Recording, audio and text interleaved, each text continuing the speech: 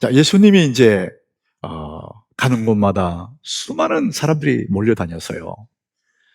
예수님의 말씀을 들으려고 수많은 사람들이. 이제 오늘 읽은 이 본문의 이 말씀이 오병이어 여러분 수없이 들었던 말씀이잖아요. 10년을 예수 믿은 사람, 20년을 예수 믿은 사람들 아마 수백 번 들었을 거예요. 그래서 뻔히 알고 있는 겁니다. 오늘 목사님 무슨 말씀하실지 우리 다 알고 있어. 벌써 그런 태도를 가진 사람이 있거든요. 그런데 오늘 전혀 다른 얘기 할 거예요. 예. 자, 여러분, 우리 예수님이 이제 한 번은 갈릴리 바다를 건너편에 갔어요. 근데 거기도 사람들이 민선인으로 몰려오는 거예요. 사람들이 너무 많으니까 예수님이 산에 오르셨다 이랬는데 다 보이도록 그 산이라기보다도 약간 높은 언덕에 올라가셨어요. 이제 거기에 예수님이 이제 이렇게 앉으신 거예요. 이렇게. 그러니까 그 앞에 사람들이 쫙 이렇게 앉는 거예요. 그래서 예수님이 그것을 그때 이제 그 사람들을 향해서 하늘의 아름다운 이야기를, 복음의 이야기를 나눠주시는 거예요. 그 천국 이야기죠. 사람들이 그걸 듣는데 너무 은혜롭고 그 말씀이 너무 따뜻해서 시간 가는 줄을 모르는 거예요. 그 예수님이 그저 소리 지르는 것도 아니고 이렇게 이야기하시는데 너무나 은혜되는 거예요. 해가 넘어가고도 모르고 그 말씀을 듣고 있는 거죠. 우리 예수님이 그렇게 긴 이야기를 해도 해가 질 때가 되어도 사람들은 해지는지도 모르고 그 말씀을 들었단 말이죠. 예수님이 이제 말씀을 다 마치셨어요.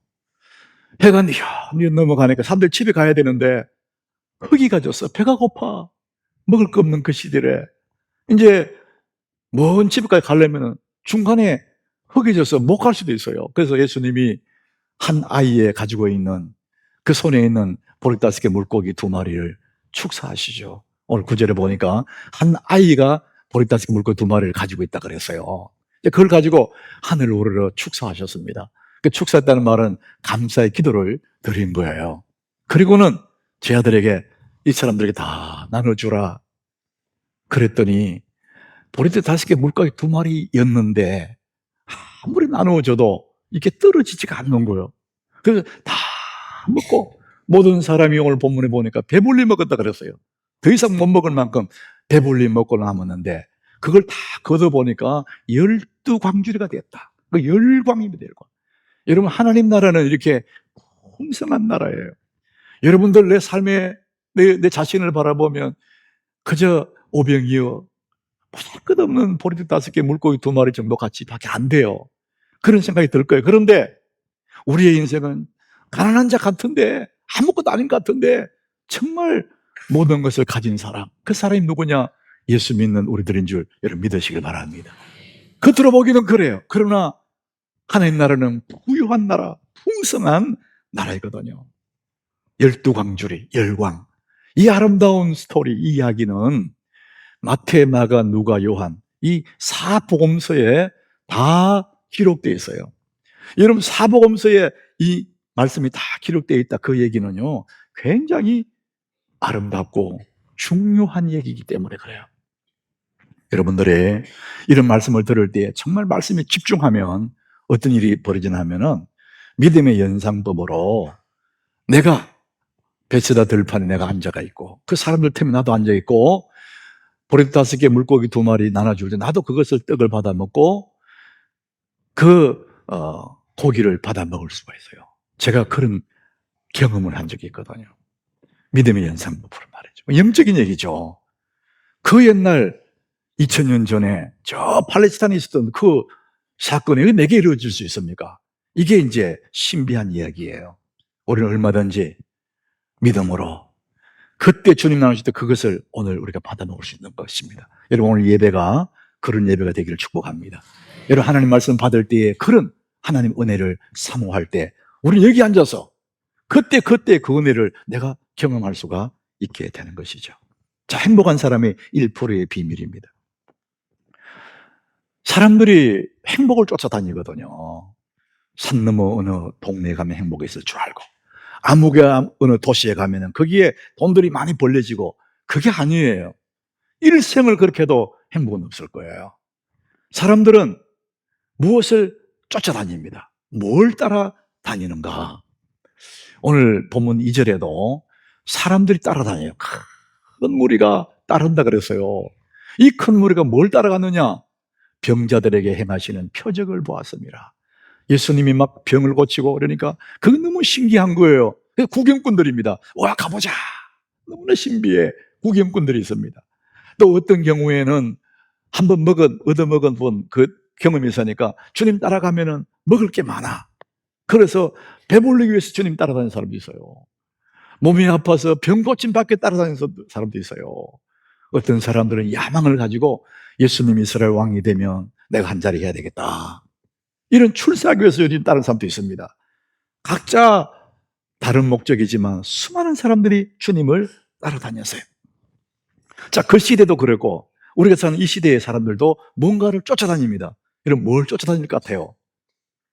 사람들에게는 가장 기본적인 본능이 있어요. 가장 기본적인 욕구, 본능, 기본적인 욕구가 있는 그게 뭐냐? 첫 번째가 먹는 거예요. 먹는 거. 식욕. 천하에 없는 사람도 먹지 않으면 살 수가 없어요. 그래서 우리는 먹어야 되거든요. 근데 그 먹는 거, 먹고 사는 문제에 목숨 거는 사람들이 있습니다. 그건 아니거든요. 우리가 먹고 살기 위해서 사는 게 아니에요.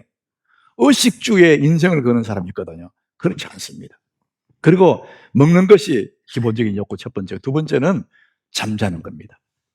수면욕. 잠을 안 자면 살 수가 없어요. 우리가 이 세상 떠날 때까지 먹고 잠잘 거예요. 이 일들이 계속되는 겁니다. 자, 이게 기본적인 인간의 욕구예요. 그런데 기본적으로 이제 먹고 마시고 이제는 조금 이렇게 살만해요. 기본 욕구가 해결돼서 그러면 거기서 만족하지 않습니다. 또 뭘 쫓아갑니다. 그 다음에는 이제 즐기는 거, 재밌는 일 쫓아다닙니다. 사람은 배만 부른다고 만족하지 않거든요. 뭐 재밌는 일을 쫓아다녀요. 그런데 여러분, 재밌는 일은 끝이 없어요. 사람들이 이 가을에 단풍 구경 가고 뭐 취미 활동하고 뭐 재밌는 일 쫓아가거든요. 그런데 그건 끝이 없어요. 웬만한 것 처음에는 와 하다가 잠시 후에 시들해져요. 더 좋은 거, 더 재밌는 거 중독성이 있습니다. 나중에 그래서 술을 마시고 재밌는 거 찾아서 나중에 마약을 먹고 그래서 욕망을 따라가다가 폐가 망신하는 그런 사람도 있어요. 어쨌든 먹는 거, 잠자는 거, 기본 욕구를 통해서 그 다음에 사람들이 재미난 일을 쫓아다니는 겁니다. 자, 이것을 예수님이 한 줄로 설명해요. 마태복음 24장 38절이에요. 홍수전에 노아가 방주에 들어가던 날까지 그 세상 사람들, 노아는 방주에 들어갔지만 나머지 사람들 뭐 했냐면은 먹고 마시고 장가들고 시집가고 먹고 마시고 기본적인 욕망이잖아요. 그리고 장가가고 시집가고 즐기는 일, 재밌는 일을 쫓아다니는 거예요. 여러분, 먹고 마시고 장가가고 시집가는 이것이 사람들의 그냥 일상생활이에요. 그건 죄도 아니고 문제가 없습니다. 그런데 그 문제가 뭐냐면은 그 다음 절에 보면은 홍수가 나서 그들을 다 멸하기까지 깨닫지 못했네. 심판의 홍수가 다가오는데 그걸 모르는 거예요. 잠시 후에 큰 심판의 홍수가 와서 다 멸망당할 텐데 그걸 깨닫지도 못하고 그냥 오늘 재밌는 일, 맛있는 거 먹고 그러고 살고 있는 거예요. 그러니까 너무나 안타깝다 이 말이죠. 그 시대에 그랬고 인자 이맘도 이와 같으려 지금 시대도 그렇다는 겁니다. 예수님이 다시 심판주로 세상에 오실 텐데 사람들 그걸 모르는, 깨닫지를 못하는 거예요. 그래서 먹고 마시고 재밌는 일 쫓아다니고 이러고 살아가고 있다는 것입니다. 그게 우리 사람의 모습이라는 거예요. 여러분들은 무엇을 따라 사십니까? 예배 마치면 또 재밌는 일 쫓아가고 여러분, 그게 아무 문제는 없어요. 먹어야 되고 아무 문제 없어요. 그러나 주의 재림의 날이 다가오는데 우리가 그걸 깨닫고 내가 먼저 믿음 위에 서 있는 후에 나머지가 다 필요한 건데 그것도 없이 이 세상 사람들은 그렇게 이 세상에서 먹고 마시고 시집가고 장가가고 즐기는 일에 인생을 겁니다. 여러분, 우리 인생의 목적이 먹고 마시고 즐기는 데 있지 않습니다. 광야를 지나가는 이스라엘 백성들에게 하나님이 만나를 내려주셨어요. 매일매일 만나를 주셨어요. 그런데 여러분, 그 만나는 창고에 모아서 사가는 게 아니에요. 많이 모았다가 이 다음에 늙으면 먹는 그게 아닙니다. 만나는 먹고 힘을 내서 가나안 땅에 들어가라고 주님 주시는 양식이거든요. 근데 그것을 창고에 막 사놓고 하나도 못 쓰는 겁니다. 여러분, 이 시대의 광야에서도 꼭 그렇게 삽니다, 사람들이. 내가 늙으면은 노후 준비, 그러면서, 여러분, 준비가 나쁜 건 아니지만은, 우리의 목적은 세상에 있지 않습니다. 우리의 마지막 인생의 종점, 여기가 아닙니다. 힘을 내어서, 하나님 은혜를 받고 힘을 내어서 영원한 가나안 땅 천국을 향해 가는 것이 우리의 삶의 목적지거든요. 그래서 여러분들, 이 땅에서 우리가 열심히 일도 하고 친구들과 즐겁게 살고 하겠지만은 그보다 더 중요한 우리 인생의 목적지는 이 세상이 아니라는 것을 여러분 기억하셔야 됩니다. 여러분, 먹고 마시는 것으로 재미있는 일로 절대 행복할 수 없습니다. 그래서 사람들이 행복한 사람들이 있어요. 그 사람은 어떤 사람이냐면은 행복 체질을 가진 사람들입니다. 한번 따라해보세요. 행복 체질. 여러분, 체질을 많이 들어도 행복 체질 얘기는 처음 듣죠. 행복 체질을 가진 사람이 있어요. 이 사람은 행복해요. 반대로 지옥 체질을 가진 사람도 있어요. 아, 내가 지옥 체질 아닐까? 이런 사람도 있을 수 있습니다. 행복 체질을 가진 사람. 이 사람은 어떤 사람이냐면은 행복을 느끼는 기준점이 낮은 사람이에요. 이게 참 애매한 얘기잖아요. 이런 인트로 영상에서 늘 중요한 것만 생각하니까 늘 괴로운 거예요. 근데 그 기준점을 낮추고 나니까 하늘도 파랗고 옆에 있는 친구들이 너무 사랑스럽고 가족들이 너무 귀하고, 그래서 행복을 느끼는 기준점을 낮추면은 우리는 모든 일에 행복할 수 있습니다. 나는 행복한 사람이다. 나는 복받은 사람이야. 이런 말을 할 수 있는 사람, 이렇게 말하면 진짜 행복해지고 진짜 복이 내게 온다는 겁니다. 따라봅시다. 나는 참 행복해. 나는 복받은 사람이야. 여러분, 진짜 이 말로 정말 내 마음을 동원해서 하게 되면 내 마음이 따뜻해지고 하나님의 은혜를 느끼게 되는 것입니다. 나는 얼마든지 이 문제를 극복할 수 있어. 하나님 앞에는 암이나 감기나 똑같은 거야. 이렇게 생각하게 되면 암이 치료가 되기 시작한답니다. 이런 사람은 선순환이 시작이 된대요. 이건 의사의 말이기도 하고 성경의 말이기도 합니다. 여러분, 지옥 체질인 사람은 완전히 반대예요. 웬만한 일에는요 감동하잖아요. 시큰둥합니다. 기준점이 높은 거예요. 어떤 일에도 잘 안 웃어요. 항상 얼굴이 시큰둥, 새초롬한 거예요. 새초롬한 게 뭔지 모르겠어. 하여튼 그래. 그러니까 요거를 쉽게 표현하면 이런 거예요. 저녁 못 얻어먹은 시어머니 얼굴 같아요. 새초롬. 스스로 우울해지는 거예요. 여기 지옥 체질의 사람이라. 웬만한 일에는 웃지도 않고 감동도 없고, 성경은 항상 기뻐라 하잖아요. 웬만한 일 범사에 감사를 하잖아요. 그 기준점을 낮춘 사람들은 모든 일에 기쁘고 감사한 거예요. 이게 이제 천국 체질을 가진 사람, 행복 체질을 가진 사람이에요. 그래서 작은 일도 기뻐한다는 거예요. 사랑하는 여러분, 모든 일에 기뻐하시기 바랍니다. 모든 일에 감사하시기 바랍니다. 우리 기준점만 낮추면, 내 마음의 태도만 좀 겸손하게 낮추면은 모든 세상이 너무 아름답고 너무나 감사해.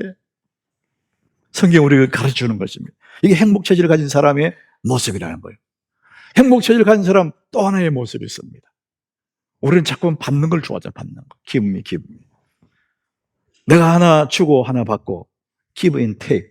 요게 이제 보통 사람들의 인간관계를 그렇게 합니다. 내가 하나 줬으니 하나 줘라. 그런데 그렇게 하면 그것이 오히려 내게 불행의 씨앗이 될 수 있대요. 내가 줬는데 네 안 줘? 두고 보자. 이래 되는 거예요. 그래서 그렇게 하면 안 된다는 겁니다. 그냥 주려는 거예요. 자, 오늘 본문에 그 사람들이 얼마나 많이 모였습니까? 그 예수님이 축사하신 후에 그 많은 사람이 다 앞에 보려고 너무나 기분이 좋았어요. 배도 부르고 말씀대로 기분도 좋고 행복해요. 이제 그 사람들, 그 많은 사람이 다 배불리고 행복했습니다. 그 중에서 누가 가장 행복할까? 제가 이제 문제를 내겠습니다. 1번, 떡을 먹고 배불렀던 그 사람들. 2번, 이 떡을 막 나눠준 제자들. 3번, 그 떡의 주인이었던 어린 아이. 자, 몇 번이 가장 행복할까요? 예. 보통 3번이 답이에요. 예. 여러분 답 잘 알잖아요. 그 아이가 얼마나 행복하겠어. 자기 것을 주님께 드렸는데 그 작은 그것으로 모든 사람이 먹고 막 기뻐하고 행복해하니까 그걸 보는 이 아이는 다 행복한 거예요. 우리는 이거 답을 잘 알면서도 딱 움켜쥐는 안 주려고 그러는 거예요. 여러분 상상해 보세요. 그 어른들도 많고 그 사람이 많은데 왜 하필 안드레가 얘한테 와서 너 그거 내놔. 안 돼요. 내 도시락인데 내가 먹어야 되는데요. 안 주겠죠. 아마 여러분들이 그럴 거예요. 여러분들 내놔라가 안 주려고 그럴 거예요. 근데 그 아이는 드리지 않습니까? 그걸 먹은 많은 사람들 행복한 걸 보고 얼마나 행복했을까. 오늘 구절을 다시 한번 보겠습니다. 여기 한 아이가 있어서 보리 5개 물고기 2마리를 가지고 있나이다. 그 아이는 한 끼 먹을 도시락이었어요. 엄마가 사준 도시락이에요. 근데 그것을 기꺼이 주님의 손에 올려드리는 거예요. 그러니까 모든 사람들이 기뻐하는 것이죠. 이 세상에서 가장 순수한 기쁨은 다른 사람의 기쁨을 보는 것이다 그래요. 나로 인해서 저 사람이 막 기뻐할 때 그때 너무 순수한 기쁨, 행복이 내 속에 막 용솟음 치는 거예요. 이게 행복한 체질을 가진 사람들의 비밀이에요. 구소련 스탈린 정권 그 당시에 우리가 알고 있는 대로 시베리아 강제노동, 강제수용소 얼마나 많은 사람들이 어려움을 당했습니까? 그때에 수많은 그쪽으로 이주를 해서 거기서 그 추위와 배고픔과 그 노동에 시달려서 많은 사람이 죽었지 않습니까? 그 시베리아 강제수용소. 이제 그때 흐름한 막사에 사람들을 수용시키고 낮엔 총을 일시키고 먹는 거는 뭐 변변찮은 걸 주니까 사람들이 막 죽어나가고 살아있는 사람도 반쯤 죽은 것 같은 그런 모습으로 산다는 거예요.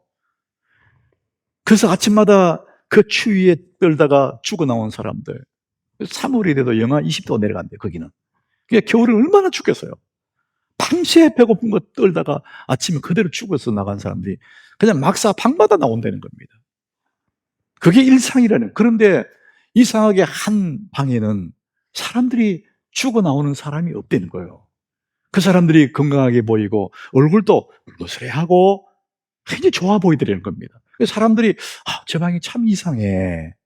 그래서 이상한 방 이런 별명이 붙을 만큼 그 방에는 사람들이 죽질 않는데요. 어떻게 된 일인지를 나중에 알아보니까 그 방에 러시아 정교회 사제가 한 사람이 거기에 들어와 있었다는 걸 같이 수용돼 있었대요. 다른 방에는 먹을 게 들어오면 음식이 들어오면 서로 먹으려고 달라들어 너무 배고프니까 빼앗고 난리치고 힘 있는 사람 몇 개 더 먹고 힘 없는 사람 못 먹고 그래 죽어나간다는 거예요. 그런데 이상한 방에서는 다 둘러앉아서 음식이 들어오면 다 자기 앞에 이렇게 배달 전달해서 딱 놓는데요. 빵이 오면은 빵을 받아서 다 하나씩 다 놓고 그리고는 하나님 앞에 감사의 기도를 한다는 거예요. 하나님 감사합니다. 감사 기도를 한 다음에 그 빵을 잘라가지고 조금 잘라서 중간에 그릇에 다 담아가지고 나머지를 내가 먹고 이것은 옆방에 더 어려워하는 사람 옆방에 나누어 준다는 거예요. 분명히 이 사람들은 조금밖에 못 먹었어요. 빵을 잘라냈으니까. 다른 사람보다 적게 먹었어요. 그런데 더 건강하고 더 얼굴이 붉어스레하고 안 죽고 왜 그럴까? 그래서 사람들이 굉장히 이상했다는 거예요. 왜 그럴까? 그게 이제 행복한 사람들의 비밀이에요. 분명히 적게 먹었는데 그들은 뭘 먹었냐? 하나님의 신비한 사랑을 먹은 거예요. 눈에 보이지 않는 하나님의 사랑을 먹은 거단 말이죠. 여러분 이것이 비밀이라는 거예요. 우리가 직장 나간 사람 월급을 받고 사업하는 사람 수입을 가져오고 우리 갖고 오는 게 있잖아요. 그거에서 10분의 1을 11조 하나님께 드리지 않습니까? 10개 중에 하나를 하나님께 드리고 나머지 9개는 내가 살아가는 거예요. 분명히 적어요. 산술적으로 10개 다 먹는 사람보다 적어요. 근데 분명히 내가 적게 먹었는데 10개 다 먹는 사람보다 더 풍요롭고 더 풍성하게 기쁘게 감사하며 살아가는, 이게 비밀이 있다는 거예요. 이게 하나님의 나라의 원리고 사랑의 법칙이라는 것입니다. 베스다 들판에 그 많은 사람들 중에 제자들은 중요한 사람이에요. 포지션 중요하잖아요.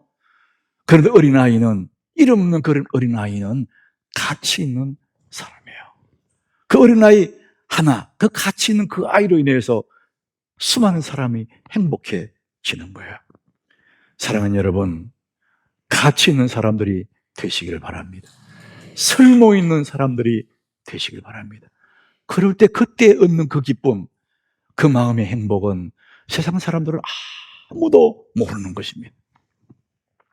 어린아이가 먹을 것을 나눠주는 것보다 더 가치 있는 일이 있습니다. 그게 뭐냐? 내게 있는 예수를 전해주는 거예요.